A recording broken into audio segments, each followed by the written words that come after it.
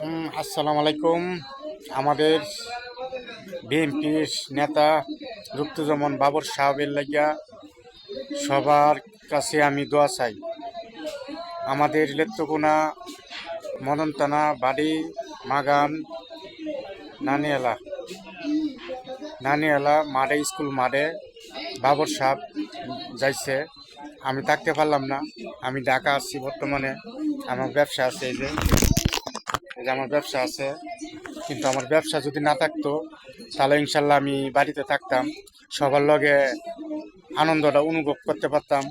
কিন্তু আমি বাড়িতে না থাকার জন্য আমি অনেক কষ্ট করতেছি, মনে কষ্ট পাইছি। আশা করি আমাদের বিএনপি দল ইনশাল্লাহ ক্ষমতা যদি বাবর সাহেব আমাদের বাড়ি অঞ্চলের লাগিয়া অহংকার, বাড়ি অঞ্চলের লাগিয়া অনেক কিছু করব আমাদের আশা। আমাদের রাস্তাঘাট, আমাদের আপদ বিপদ থেকে সবসময় দূরে লাগবে।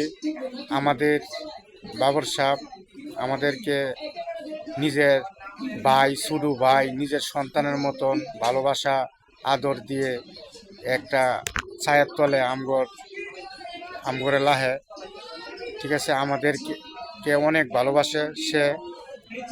তার মতন মানুষ হয় না। আপনারা যদি তারে ভালোবাসেন, আপনারা লেত্রকোনা মানুষে যারা যারা, আশা করি অনেক অনেক ভালো মানুষ। আমাদের নেতা বাবর সাহেবের কথা জানে না, যারা আবার জানে এরা মনে করেন যে ভালোই কইব, আপনি খারাপ কইব না। ইনশাল্লাহ আমি আশা করি তার মতন মানুষ হয় না। আপনারা সবাই ভালো থাকবেন, লাইক শেয়ার কমেন্ট করে দিবেন, আরেকজনে দেওয়ার সুযোগ করে দিবেন। বাবর সাহেবের কথাটা যেন সবাই জানতে পারে সে কীরকম মানুষ।